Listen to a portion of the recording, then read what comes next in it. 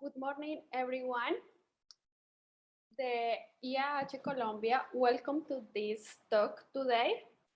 So, remember that we had already two talks this week, and this one, and the week from and the talk from today is the third one on our schedule.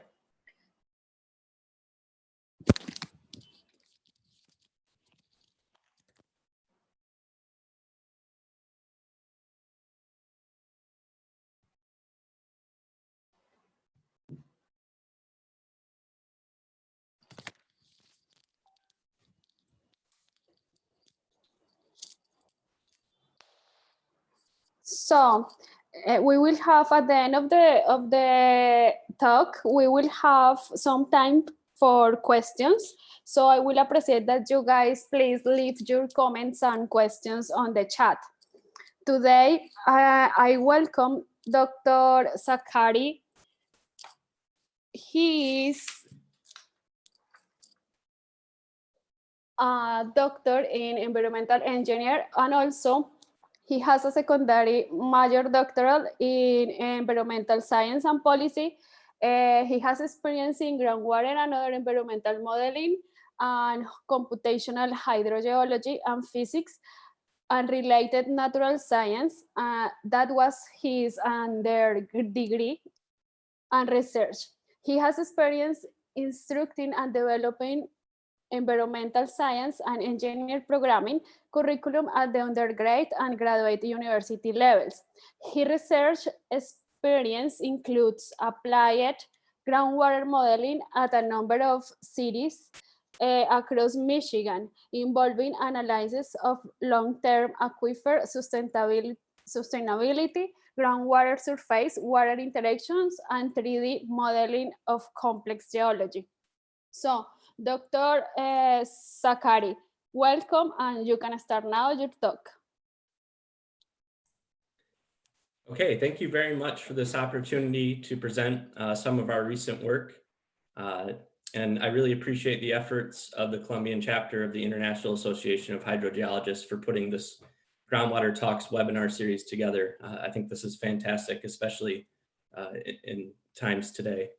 I'm here to talk about Magnet4Water. I am one of three co-founders of Hydrosimulatics Inc., along with Dr. Shiguang Li and Dr. Huasheng Liao.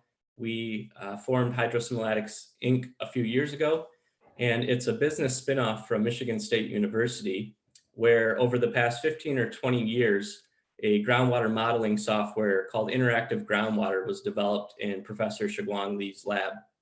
And so we've been in the process the last few years bringing that software to a web-based version called Magnet4Water, and we're currently rolling that out to the global community. It's free to use, free to sign up, and free to utilize the modeling tools, visualization, and analysis tools. So I'll get right into it.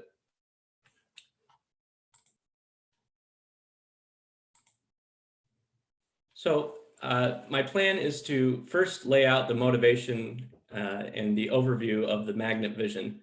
And then I will actually show a live site demonstration using the modeling technology. And then I will highlight some of the user reference materials on the website, which includes a global model network of published models, an active learning groundwater curriculum for students at the undergraduate and graduate levels, a digital library of groundwater related animations and graphics, and then as was mentioned, we'll finish with questions and discussion.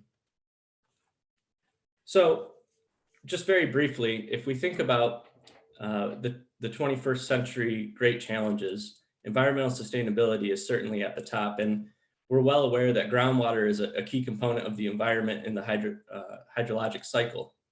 And so if you look at the massive growth in industrialization, urbanization, and farming, there's consequences for our groundwater resources, which we rely on for drinking water supply, ecosystem services, etc.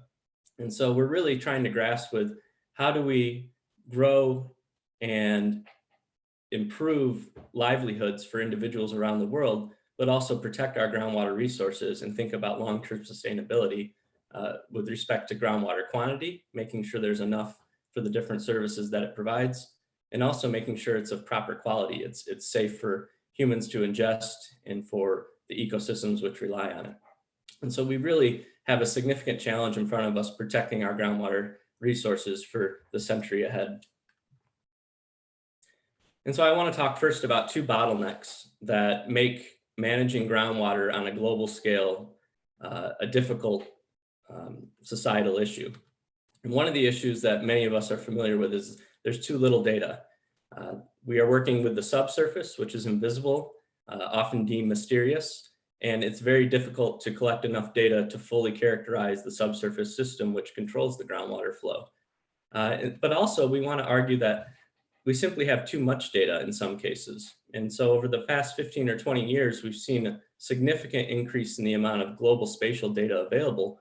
But I'll highlight some of the bottlenecks associated with using those data sets for site investigation and groundwater regional analysis.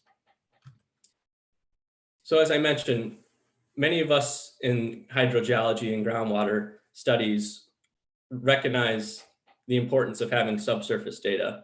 And it's well known that the hydraulic characteristics of the subsurface, the permeability, the hydraulic conductivity, the porosity, can vary significantly, even in a short interval over a short distance. We also know that it's this complexity, it's this range of variability is what ultimately controls the fate of our contaminants in our groundwater.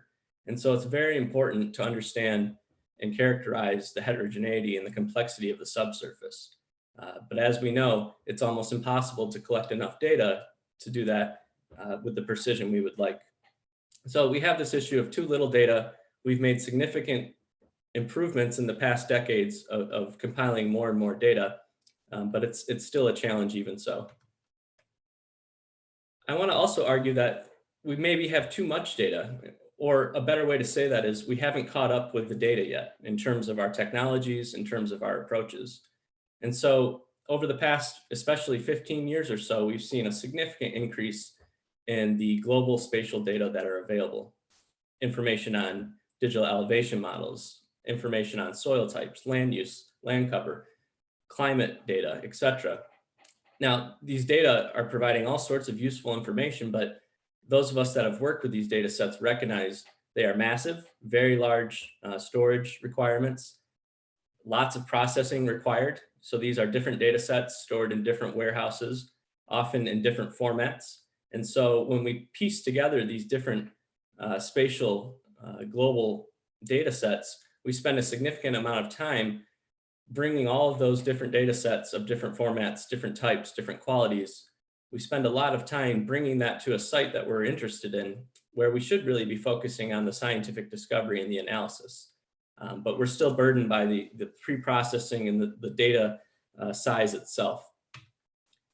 And so thinking about those two bottlenecks, too little data and too much data, over the past 15 to 20 years, mostly at Michigan State University, we've partnered with National Science Foundation, state agencies, regional agencies, the Great Lakes Protection Fund, etc., to develop a software that emphasizes data-enabled modeling and emphasizes real-time interactive modeling.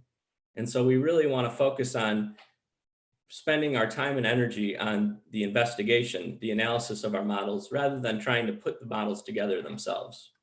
And so these are just highlighting some of our different partners. So this has led to what we call a global groundwater modeling platform. That is MAGNET, and it is data enabled, it is cloud powered, meaning it's accessible through a web browser.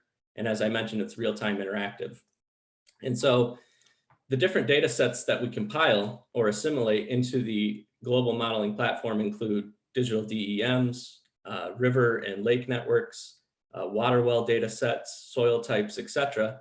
And our goal is to pre-process those data sets once and for all and bring them together under a common umbrella, a common platform of a common format, etc., so that you can quickly build a model and instantly analyze the preliminary model and improve it with your own data. And so we're trying to take away a large amount of the time spent on preparing data sets for modeling. We want to process them again one time and for all, and then allow users to build directly on top of that. And so how does this address the bottlenecks? Our vision is to bring together data from the top down and data from the bottom up. And so I mentioned the global spatial revolution that we're undergoing. And so our idea is to take those static aggregations of spatial global data, process those one time for all, store them in a multi-scale database, and link that database to a range of modeling tools for studying groundwater flow and contaminant transport. We also want to provide a mechanism for users to provide their own data. We're all looking at different sites with different study objectives, but if we are able to add our data to this common framework, we can address the issue of too little data by adding data from the bottom up from our local users, and also addressing the issue of too much data by pre-processing the massive global spatial data sets and making them directly usable by the users. And so ultimately the goal is to improve our way to collaborate, improve our efficiency in the way that we do work, improve our ability to model and simulate the subsurface as an aid to our hydrogeologic investigations, and really make our production more of a network or collaboration through informal networks rather than a command and control structure. So this is sort of our vision behind developing Magnet, behind developing a web-based data-enabled real-time interactive tool. So what does this look like from the user side? So when you get into the modeling environment, you can zoom anywhere into the world. Some areas have more data than others. For example, the state of Michigan, which is where Michigan State University is located and where we pioneered a lot of this work. We have a lot of data in Michigan, and we're constantly expanding our data coverage to other parts of the world, and we welcome collaborations to add data. But regardless, you can zoom anywhere in the world and instantly, almost instantly, I should say, begin to model groundwater flow, and in real time, look at the simulation results as the simulation proceeds. So this is a site in northern Michigan. You can see the groundwater contours, the flow vectors, particle tracking, plume transport. We have our cross-section drawn through the model. And so all of this is provided automatically in real time as you run the model. So we call this real-time modeling, analysis, and visualization. And this is, again, to promote the scientific discovery process and allow users to focus more on the implications of their model rather than focusing on data formatting, data preparation. Some other key capabilities of the platform is the particle tracking model tools is automatically built in. So once you've delineated your flow field, looking at the groundwater patterns, groundwater contours, we can place particles interactively in real time into the model and then trace forward or backward the groundwater flow, advecting those particles. And so here we're showing some groundwater dependent wetlands, and we release particles from those wetlands to figure out what are the groundwater source areas for these various groundwater dependent wetlands. Similar application is wellhead delineation for public drinking water wells, a similar application. Also forward tracking of particles to identify potential impact areas of contaminants. On this platform, we also allow users to perform stochastic modeling. So we're looking at potentially contaminant transport risk exposure within a probabilistic framework. And so we can run multi-model Monte Carlo simulations, and the statistics from across models or for a single realization are provided in real time, so that as the model proceeds, you can see the impacts, you can pause the model, you can adjust the model, and then resume running the model. So again, it's real-time interactive so that you focus on the scientific discovery process. Another unique capability of the platform is hierarchical modeling. And so when we study groundwater systems, it's often difficult to understand where to draw the boundary of your model, or if you have areas of interest that require lots of resolution to resolve the processes of contaminant transport or drawdown near a well, for example, you can actually nest models within models using the MAGNET4Water platform. And so we typically delineate regional flow patterns, use the conditions along the submodel boundary, the flow conditions, to inform the submodels, and then we're able to create basically a hierarchical tree of models so that we're able to resolve the complex details where we need them, but we're also not trying to solve a very large high resolution model, which is a computational issue. On the platform, we also enable a synthetic modeling mode. And so this is really useful for instructors and students that are trying to focus on fundamental processes, bite-sized learning lessons. And so here's an example of looking at the impacts of variability in hydraulic conductivity. So we have a homogeneous aquifer, particles released from a contaminant spot, and they advect along with the flow with no dispersion. And then as we add more and more heterogeneity in the hydraulic conductivity field, we can see the impacts on plume transport. And so not only can you zoom to a real world site and begin modeling using the data enabled framework, you can create synthetic numerical experiments as a learning tool or as an aid in your investigations. So I'll just show a few more examples of this. This is a vertical profile model looking at the circulation of regional groundwater flow. And this again was built using our MAGNET4Water modeling platform.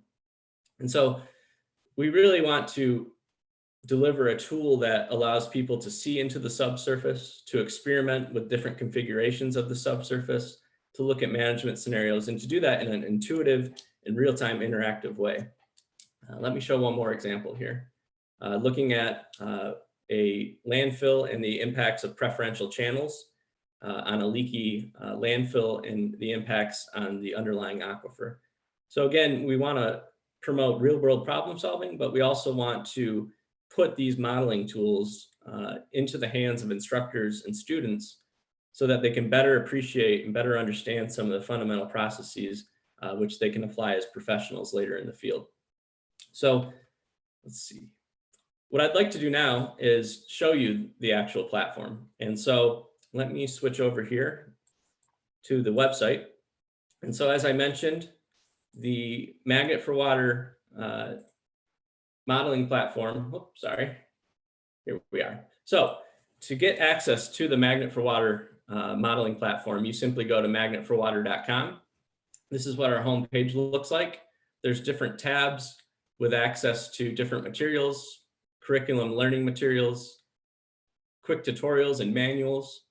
But if this is the first time you've used Magnet, you would want to sign up, and it's free to create an account and to maintain an account. So you would go to sign up, create an account. Of course, I already have an account, so I won't show you that. But once you've created an account for free, you navigate to the platform. And so you can do that through this platform tab. Go to platform. And then we have a Google Maps version and a Bing Maps version. Depending on where in the world you are, you may have different access. But I typically use the Google Maps version, and that takes you to the modeling environment. And so this is what the Magnet modeling environment looks like.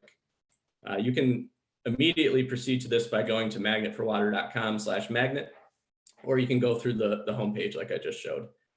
So this is what it looks like. And I will first show how to create a synthetic model very quickly, very easily. And so if you're not a user of Magnet yet, you would sign up as I indicated. Once you have an account, you can go into synthetic case area. And so everything is accessed using these button bars. And so I'll just quickly show you creating a synthetic model. Okay, so this is the synthetic case area mode. And so I want to just do a very simple example where I have a river on the left side, another river or stream on the right side. There's a difference in stage elevations. So we're going to have groundwater flow between the river and stream. And then I'll place a pumping well somewhere in between, and we'll look at the flow patterns. So let's go ahead and do that. So along the left side of the screen, we have different groups of tools. One group is called the conceptual model tools. And this is how you build the model. So we automatically have our model domain, but you can adjust that interactively, make it larger, make it smaller. There's also tools for drawing a domain from a text file or from a shape file, or interactively, you can draw a rectangle or polygon. So I'm going to stick with the domain we have. I'm going to add a line to represent a river along the left side of the domain. So it's just point and click. I save that shape, and then I have different ways to assign that line. And I'm going to assign this as just a constant head boundary. Okay, so this will be a constant stage, a constant hydraulic head of 0 meters. I'm going to add my stream along the right side again, just pointing and clicking. And this will also be a constant head, but I want to create a head gradient.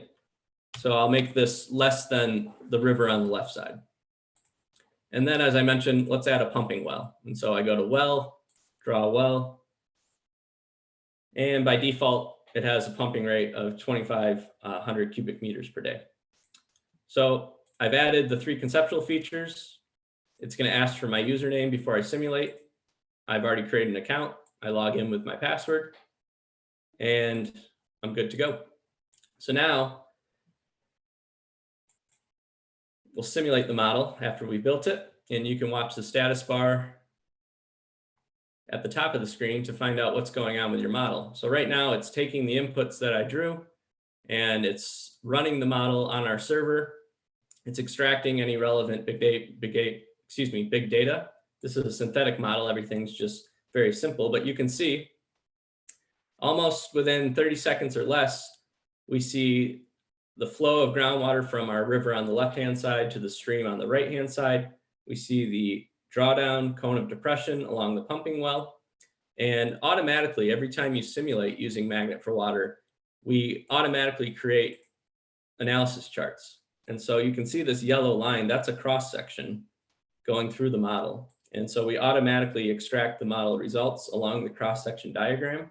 You can see the head is higher here, flow is moving left to right, and you can see a slight cone of depression in this cross-section diagram where the pumping well is. We automatically create a mass balance chart. So the groundwater or the water provided to the aquifer from this constant head boundary, the river on the left-hand side, is balanced by groundwater flow to the stream, but most of the groundwater is being extracted in the water well. And so again, we calculate that on the fly so that you can instantly analyze your results. Here we have a 3D surface plot. And so this is showing the water table, but you can also look at the different inputs, top elevation of the model, conductivity of the model. And this is really useful for real world sites. But I just wanted to very quickly show you how to create a synthetic model in a few minutes or less. And then you can adjust the model, you can keep adding more details. But what I'd like to do now is show you a live site demonstration. Okay, so let me come back to my presentation here.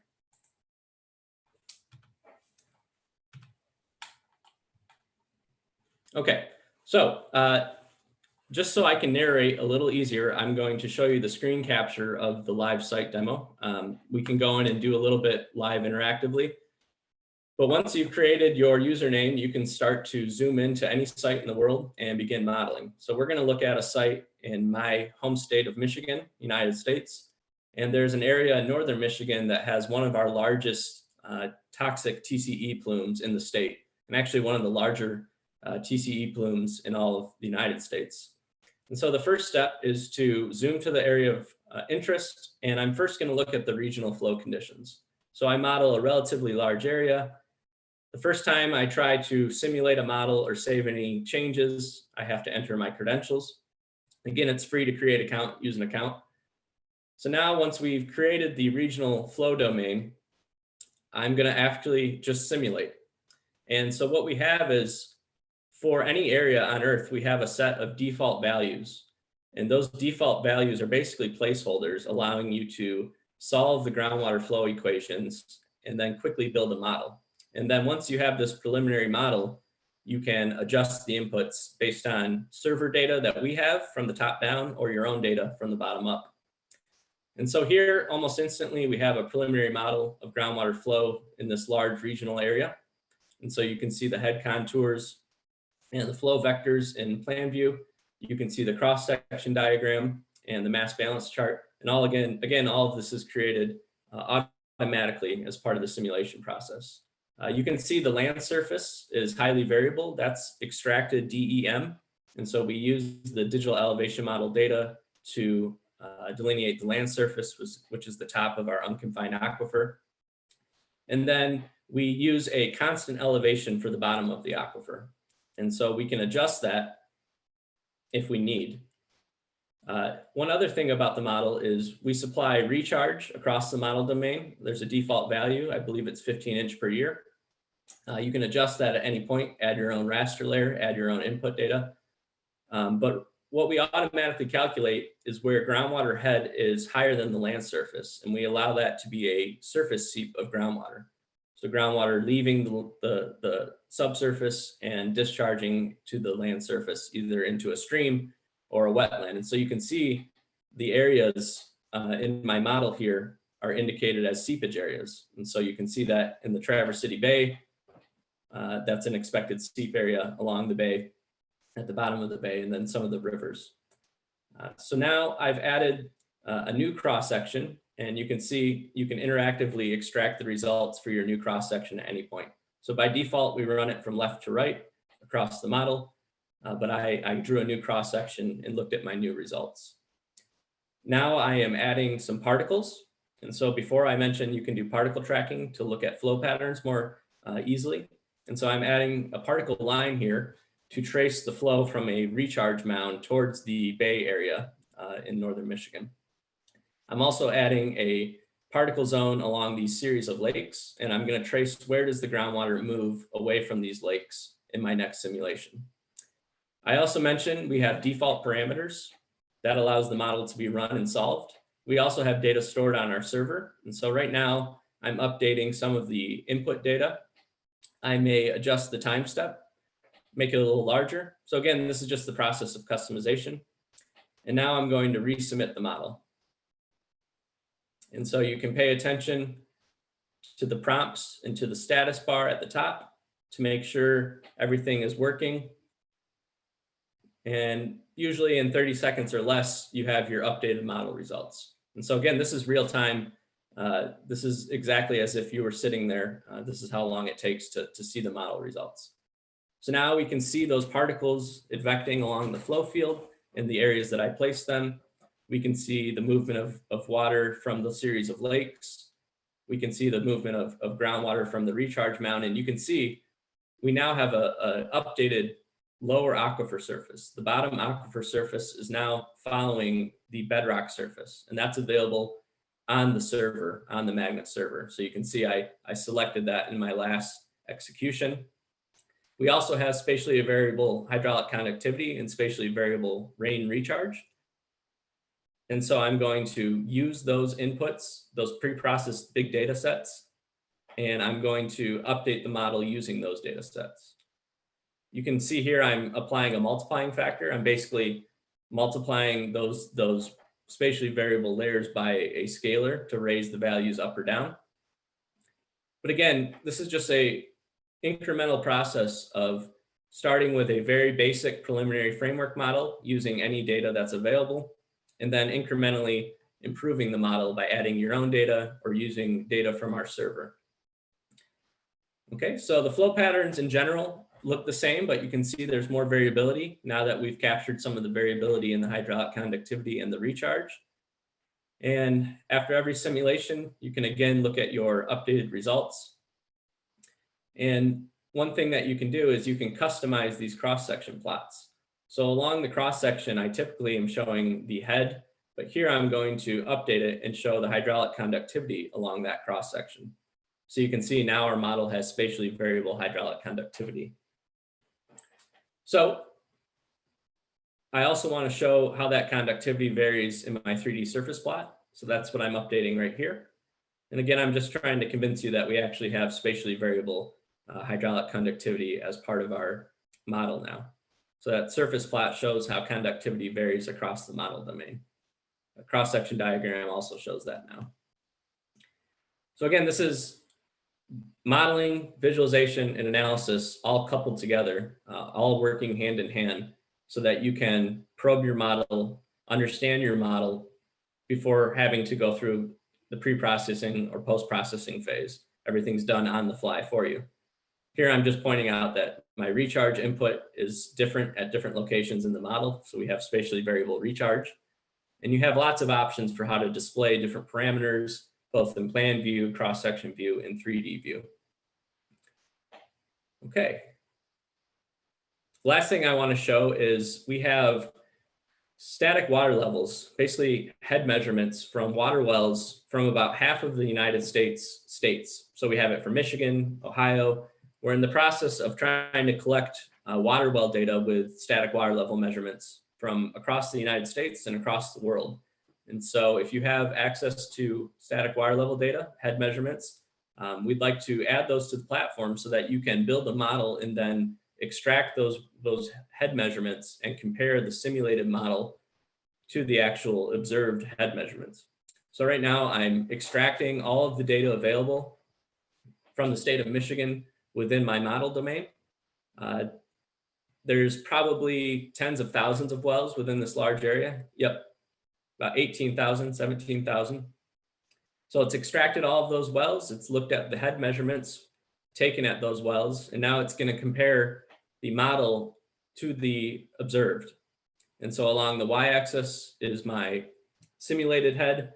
Along the x-axis is the observed head. And we're trying to fit the cloud of data along that 45-degree line of perfect match. And so we can add a standard deviation confidence interval. We can add a moving window mean to that. And this helps us fine tune and calibrate our model. And so we can identify parts of the model that don't match well. Typically at the regional scale, we do a pretty good job of capturing the overall framework with our big data. And we're going to use this regional model to perform more detailed local analysis.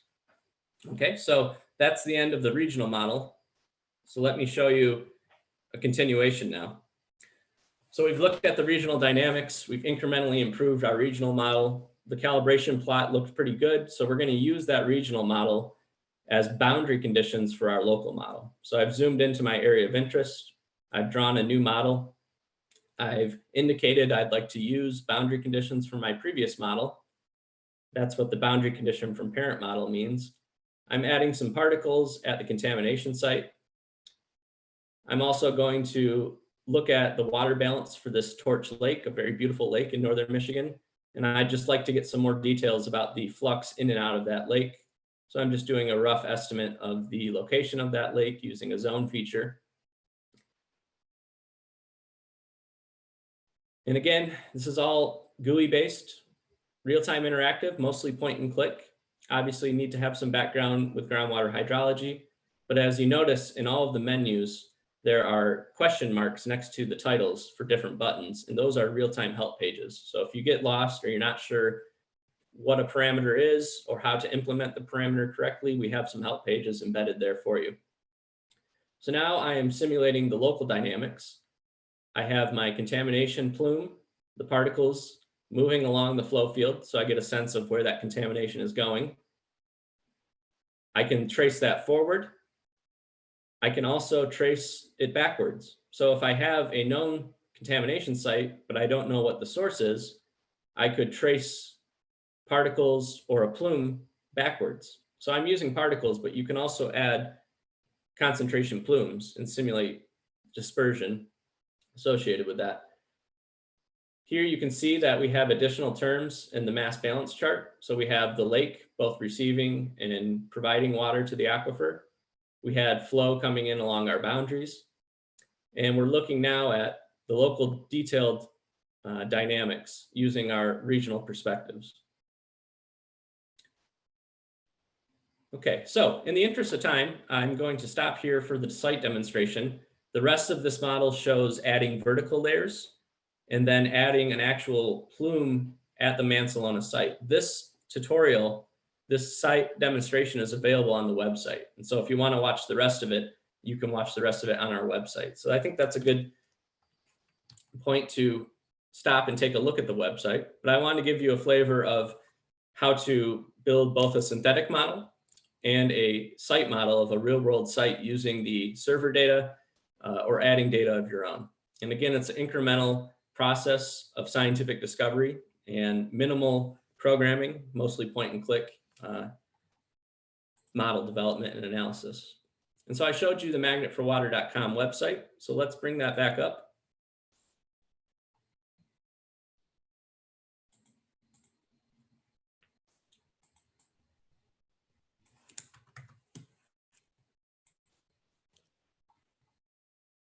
So as I mentioned, the site I was just showing you is available on the website. So if you go to manuals, you can go to detailed video tutorials and you can watch what we just watched.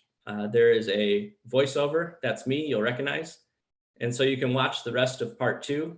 And then part 3 is about actually publishing the model.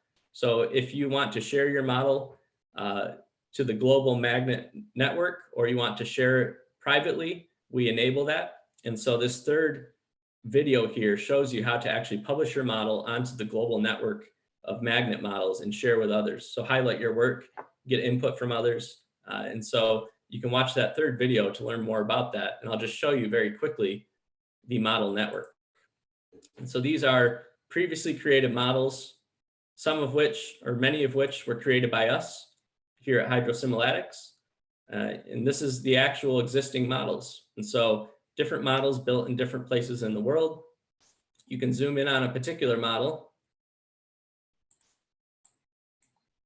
and you can publish images with your model. So you can publish your results. You can publish the model file. You have the option to only publish results if you don't want to actually share the model, but you want to highlight your work. And you can also take advantage of our automatic report generation system. And so we automatically, if you publish your model, will create a model level parameters table. And so this automatically extracts all of the parameters and settings from your model, so that if you wanted to share your model with someone else and you don't want to take the time to type up all of the parameters and inputs, you can automatically take advantage of that using our publishing capabilities. And so you can see the different types of parameters that are automatically documented for you.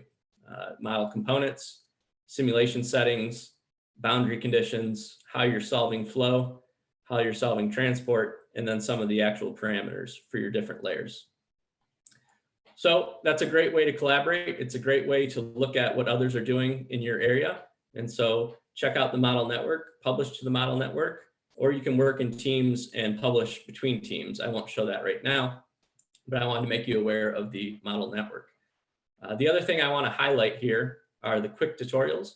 So if you're interested in signing up for Magnet for free, you can get started by looking at our quick tutorials. So this starts with, again, an incremental process of modeling 2D steady flow, and then looking at some of the more sophisticated applications, water budget analysis, contaminant transport, making flow unsteady, performing calibration, building a synthetic model.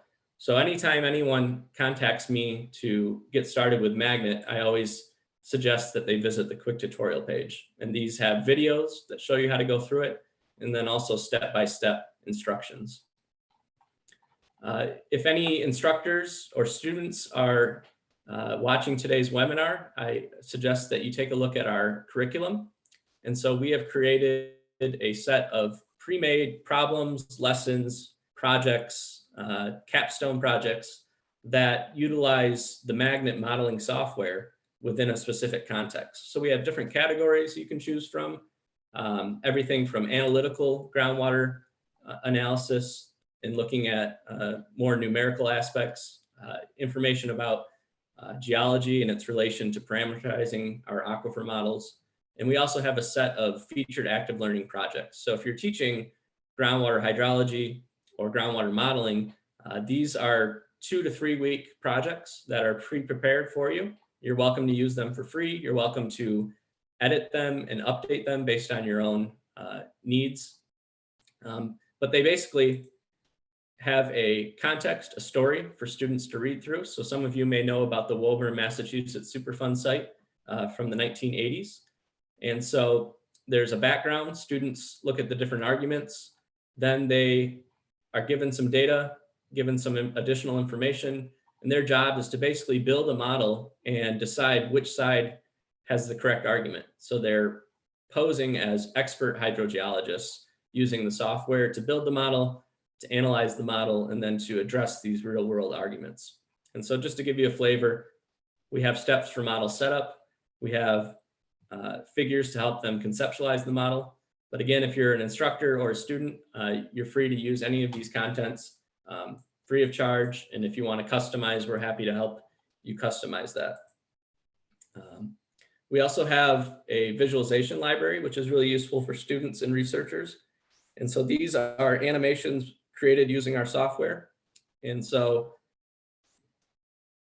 Some of them are just images with some additional information, but most of these are animations that students can look at and learn more about fundamental processes. So I showed this synthetic model earlier.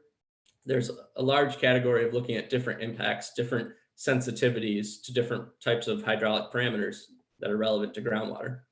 And so this is a digital library, highly effective in a classroom setting, but also useful for researchers or practitioners.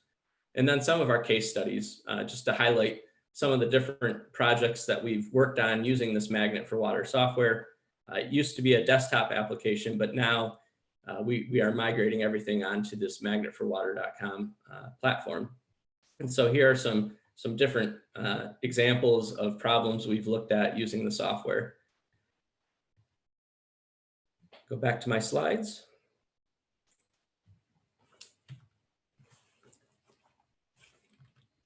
So feel free to look around the website. Feel free to create a Magnet4Water user account. As I mentioned, it's free of charge, and you can contact me directly if you have any issues. My email is zach@magnetforwater.com. We have a Twitter handle @hydrosimulatics. You can contact us there. We're also on LinkedIn. We have a Magnet4Water LinkedIn group that you're welcome to join and follow. But again, we're looking for collaborations, looking to add data from the bottom up and the top down, and really trying to make modeling more about scientific discovery and less about pre-processing and post-processing. So I think I'll leave it there. I think we have plenty of time for questions, so I'll stop there. Thank you so much, Zachary, for your presentation. Really interesting tool. So now let's move to the questions. If you want me, I can share my screen with you. In that way, you can see the questions. Sounds great. So now can you see my screen? Yes, I can. Okay. So the first question is from Jaime Gomez Hernandez. So how did you introduce heterogeneity in the models? Is it a raster file? How do you know that it fits the area that you are simulating? That's a great question. Yeah, so if you want to introduce heterogeneity into the model, you can upload a raster file, and we have instructions for formatting, etc. You can also choose to represent the heterogeneity of the model as a random field following some sort of mathematical, theoretical probability distribution. And so there are tutorials on the Magnet4Water.com website.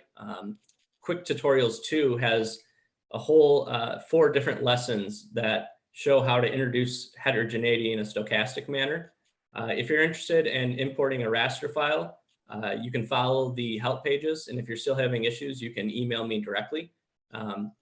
We are working with different modelers around the world on different sites, and so sometimes it's easier to just collaborate directly, but there are means to do that, certainly. Okay, so before that question, Oscar Fabian Sanchez asked, has Magnet the couplet surface groundwater modeling capability? That's a great question. So we do allow lake groundwater coupling, and so you can perform a lake water balance and solve the lake water balance simultaneously with the groundwater balance.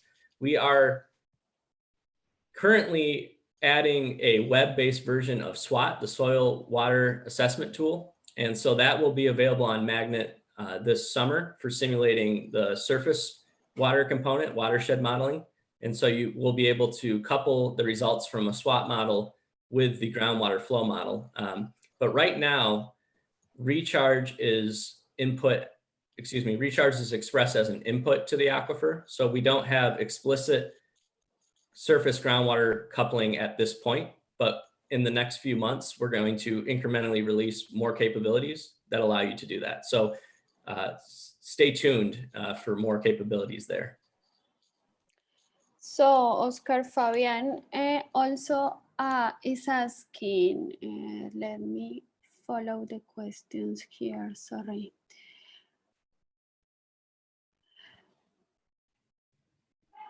How does the platform approach the calibration of the models? Yeah, good question. So I showed that you can compare your simulated head to the water well data that's available on the server. We also allow you to add interactive monitoring wells where you can add time series data, and then you can compare the simulated results to the observed time series data.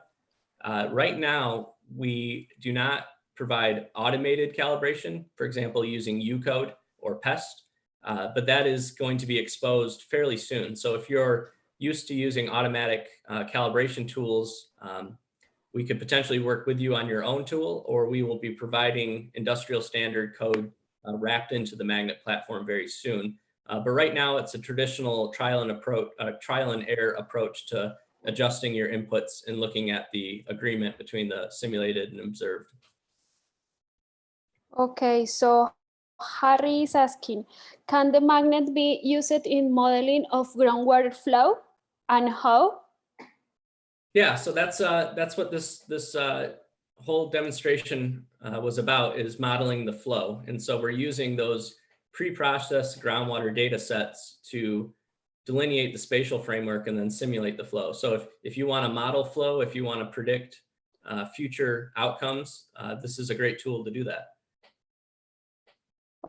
Okay, so Antonio is asking, great tool. The model's output can be exported as external files? Yes, you can do that. So I didn't show how to do that. That is part of the online video demonstration. So if you watch the rest of the video, you can see how to save your model and export. We export the images that you produce. You can export the head results at particular locations. And there's instructions for how to do that within the modeling menus. But if you want to shoot me an email, I'm happy to provide further instructions. But we realize people would like to do further post-processing or further analysis offline. So we do have export features. One other thing I forgot to mention is that if you're used to using ModFlow, which is globally used worldwide, you can set up your magnet model and you can choose to use the ModFlow set of flow packages and solvers to solve the model. And right now we're currently working on a tool that will allow you to download the ModFlow files. We don't currently have that available. We just run the model using the ModFlow parameters and solvers and packages, but very soon you will be able to download the ModFlow files and work with that if you're comfortable working with ModFlow. So I'll end there. So Harry also made a comment from, he's asking about the link, but I think that already you show with the link. So I think that is solved right now, that question. So Anthony also asked, what are the water levels data sources for sites outside the USA, for instance, Mexico? Yeah, so right now, it does take some time to compile and process the data. And so we do not have water level data available in Mexico or outside the United States. So we have the water level data for about half of the United States states. And then hopefully by working with others and processing on our side, within the next year, we'll greatly expand our coverage. But I will mention, if you have your own data, we have capabilities that allow you to load that into the magnet modeling environment and compare your data to the simulated output. But we're in the process of continually adding data from the top down on our server. We do have on our website, if you go to the network tab and then you go to data network, it has a summary of the currently available data. And I update that every time we add data. So that's always a great place to check as we update more and more data to our platform. Okay, so Oscar is asking, does the platform have any cost for any service?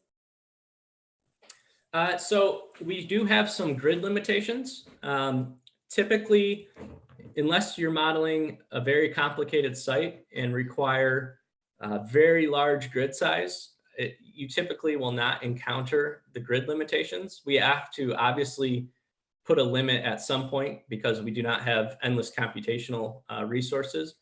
In the classroom setting, the restrictions are never an issue.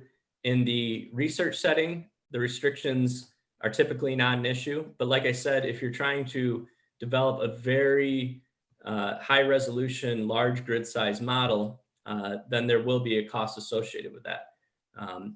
So if you encounter, you will get an alert saying you're trying to build a model that is too computationally intensive.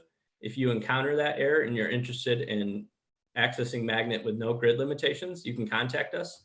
And at a modest fee, you can pay a monthly or annual fee for no grid limitations. But like I said, we've tried to design it so that almost 90% of the problems can be addressed without encountering a grid limitation. If you want to know the specific limitations in terms of grid and simulation settings, please email me and I'll give those to you and we can determine what's the best way to move forward. But it's free to create an account. It's free to run models, save data on the Magnet server. And like I said, most cases you will not encounter the grid limitations unless it's a very complicated site or problem. Okay, we have a question from Andres Felipe Sanchez. He's asking, can Magnet be used to model the Vadose zone? I don't know how to pronounce.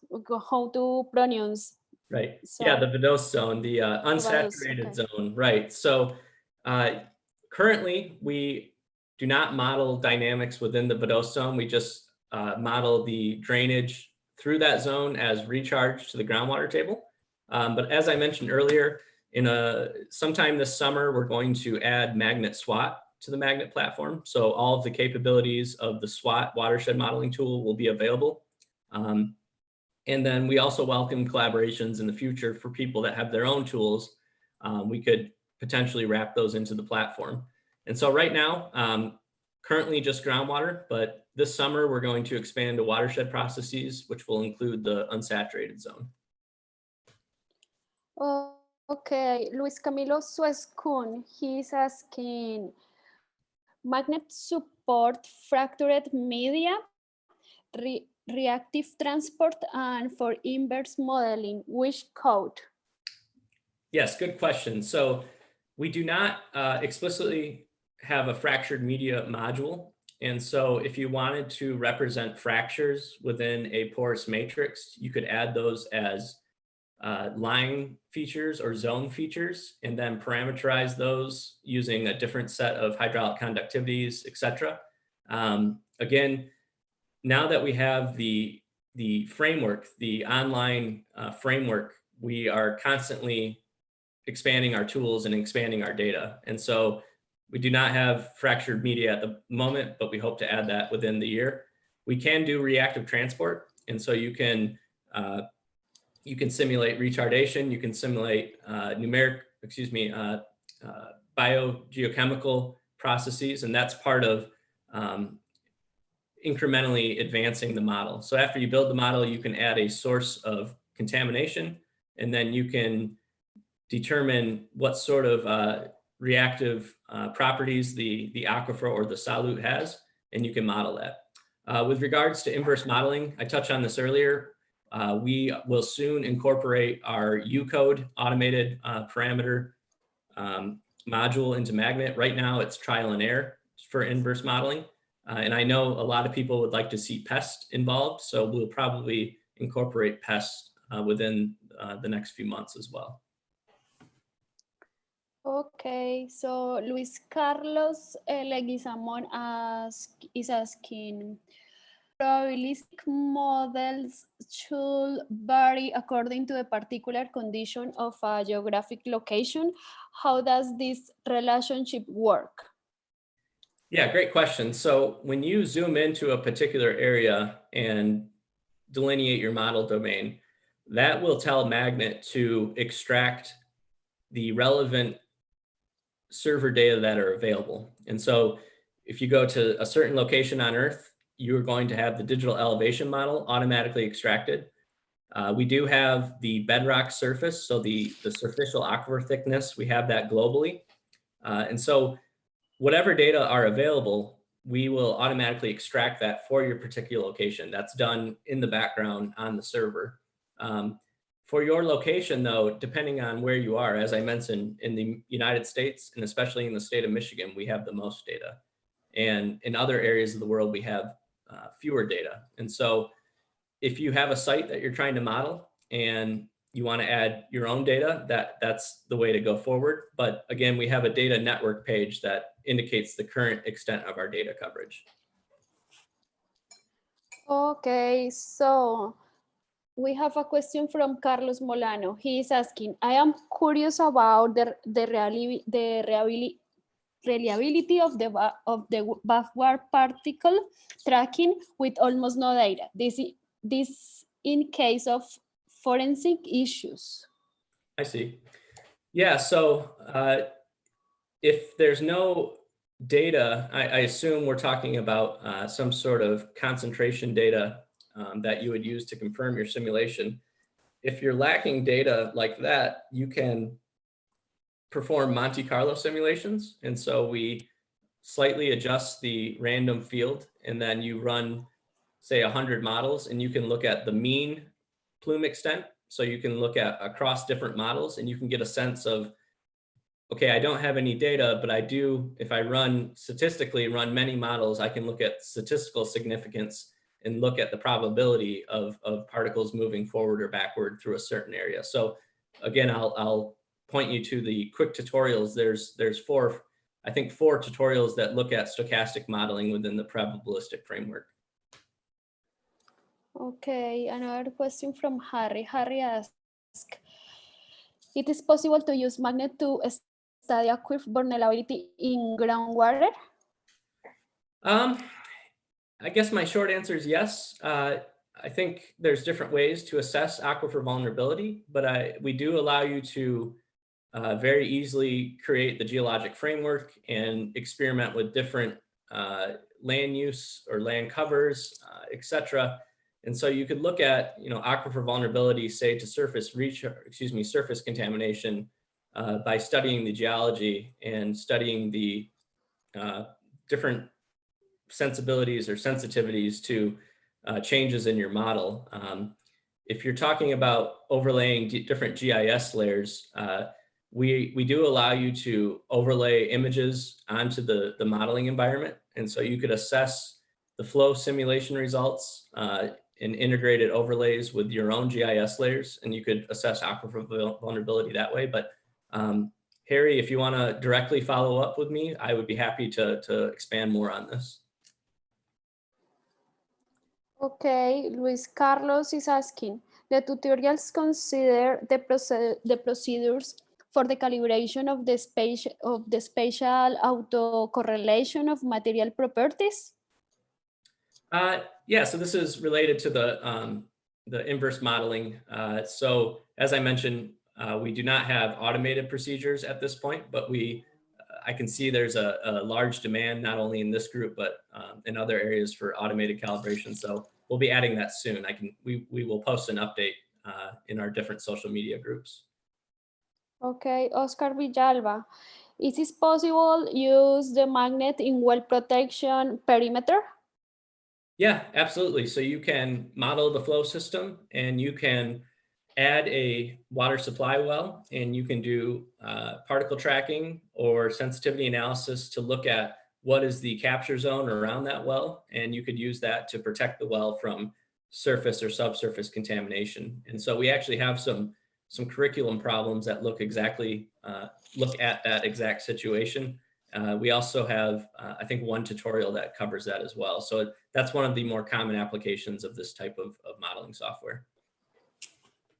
Okay, I think that is Aryan or sorry, because my pronunciation of this name, but he's asking about these codes. Yes. Are available for solute transport modeling? So we wrote our own set of code for transport modeling, and that is what currently is used to simulate plume transport. And so the desktop version of our software is called Interactive Groundwater. If you'd like documentation, I can send that to you. So we have our own transport source code.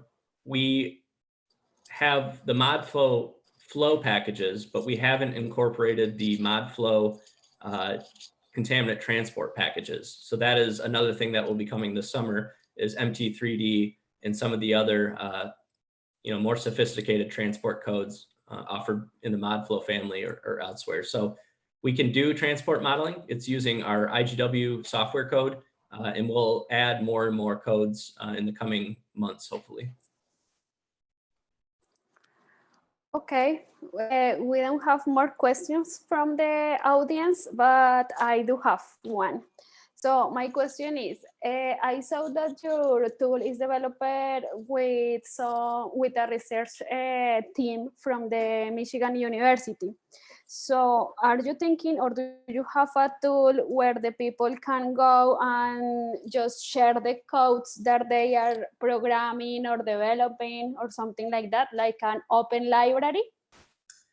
Yeah, so we allow models and data to be shared publicly. That's the default setting. But if you have a research group or a consulting firm or, et cetera, we can set up a closed system so that only authorized individuals can look at your models, can augment your models, et cetera. And so I think that's what you're asking. Are you able to create this sort of collaboratory in a closed setting? And we are currently doing that for one client, but we could set that up very easily. We have the infrastructure to do that. But by default, if you publish and if you share, the global community will see it.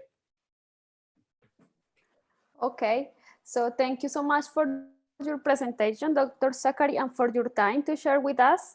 So I will appreciate to the people that is listening to us that please fill the survey, and remember that we have a talk tomorrow at the same time. So we expect that you guys can join us. All right. Thank you so much for the opportunity, and stay safe, everyone. Thank you. Take care.